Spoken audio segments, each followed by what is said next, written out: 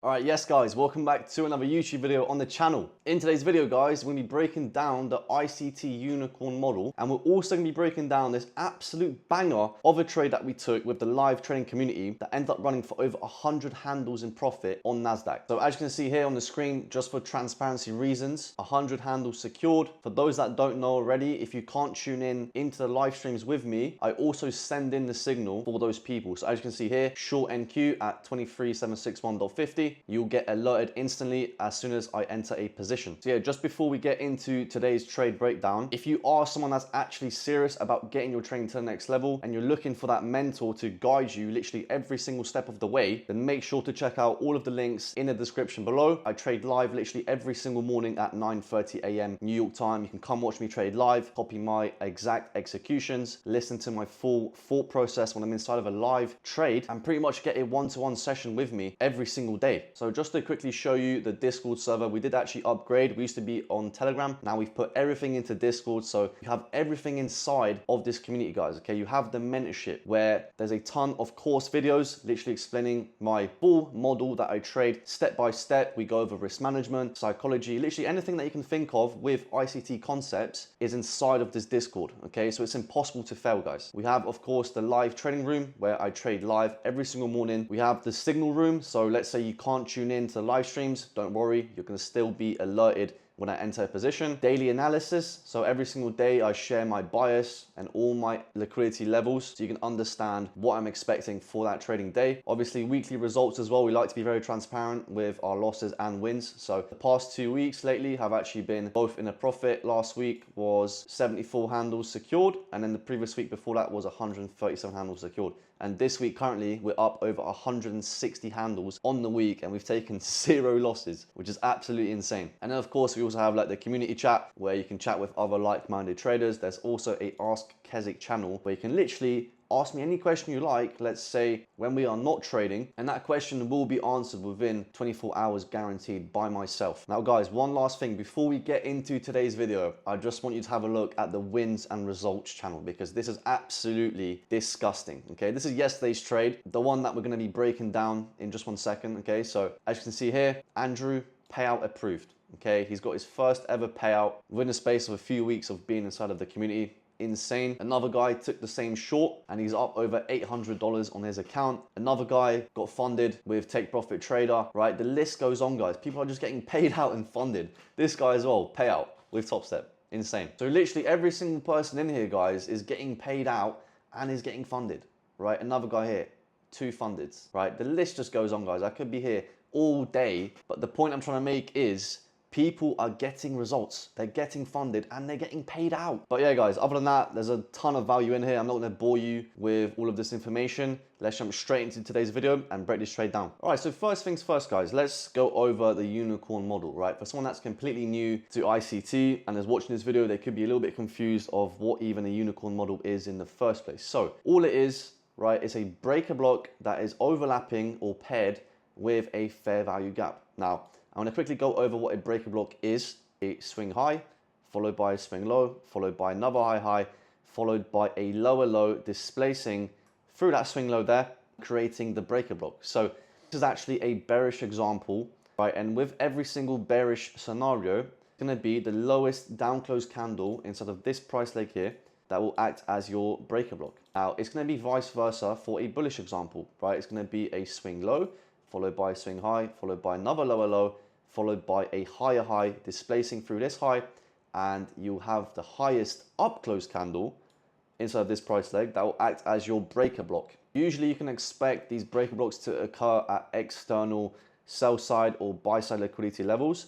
It's more of a reversal model rather than a continuation. Okay, so we sweep sell side, we displace in the opposing direction. We sweep buy side, we displace in the opposing direction, right? It's a reversal model. So usually with that displacement is going to come a fair value gap, right, that you pair with the breaker block. Now, this model is such high probability because it pairs 2 PDRAs, right? Not only are you entering just off the fair value gap, you also have a breaker block that is paired with it. Hence, it's going to be higher probability, right? So the number one thing that you're looking for with this strategy is, of course, going to be a sweep of liquidity. This can either be buy side liquidity, sell side liquidity, it can be session liquidity like London lows, London highs, that's even better. There's many other significant levels that price can sweep. That's very important, guys. Number one is a sweep of liquidity. Without a sweep of liquidity, model is simply just not going to present itself and you're going to be trading inside of a range. Okay, we need to break out of that range first, sweep some liquidity, and then displace in the opposing direction where we can catch that reversal trade. All right, so I've listed out all of the steps here. There's really only 6 steps to this strategy. Okay, it's very simple. The second thing that you're looking for with this strategy is going to be a displacement. So after you get that sweep of liquidity, which we did on the 15-minute time frame here, as you can see, we've come up and we've swept the previous daily high. So we're inside of Tuesday, go over to Monday, we see the highest high that was created inside of Monday and the lowest low. Whichever one gets swept first, we base our trade off. So previous daily high got swept first, and we're looking for shorts, right? We're looking for a displacement lower to target the opposing liquidity. If previous daily low got swept, we'll be looking for longs to target the opposing liquidity higher, right? So as you can see, we had that sweep and now we're looking for a displacement lower. So price comes up, displaces lower again, and look how it forms that breaker and the fair value gap, right? Similar to the example I was teaching at the start of the video, literally 1 minute ago, right? You can see you have a swing high, followed by a swing low, followed by another higher high, taking out that previous high, and then followed by a lower low displacing through that swing low. The lowest down close candle inside of this price leg here is going to be this candle here, right? That is your break block. Notice how the breaker is overlapping with the fair value gap, meaning it's in the same exact position. So with a displacement will usually come a market structure shift, meaning we break below a swing low or swing high. In this case, it's going to be a swing low. Now notice how this swing low is actually inside of a bullish fair value gap, which is even better, right? If we come down and we rebalance a bullish fair value gap or inefficiency and then push higher, taking out that previous high, there's no reason for price to actually head lower and break below that low.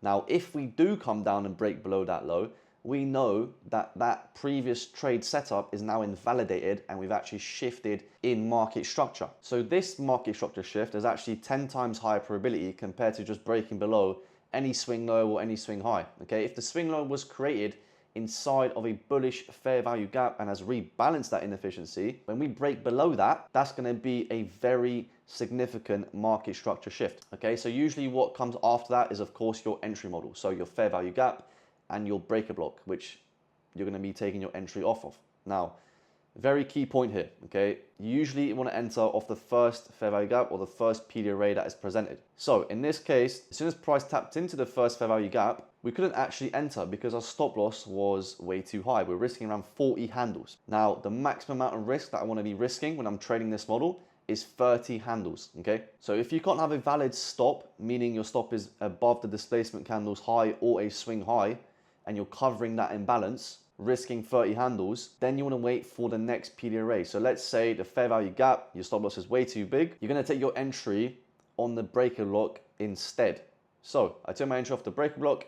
It gave me a perfect stop of around 30 handles. And look at the drawdown, guys. Absolutely amazing, right? Price taps it. We have literally 1 tick of drawdown and off it goes straight to TP, right? That is why I love this model, because it usually and very rarely does it give you a lot of drawdown, right? Once price taps into those areas, it's off, right? It's off very quickly and you usually smash in TP within the first few minutes. Now, make sure your entry is inside one of these macros, okay? The 9:45 to 10:15 macro or the 10:45 to 11:15 macro, okay? Those are the 2 main AM session macros, which I recommend that you guys should be trading. There are other macros like the lunch macro, the PM session macro, which I don't recommend trading, but if you want to trade it, you can trade this model inside of that as well. But today's video specifically, I'm only focusing on those 2 macros. So your last step is just to target the opposing liquidity, the draw on liquidity, right? This can either be equal lows, equal highs, London lows, London highs, a new week opening gap, a daily gap,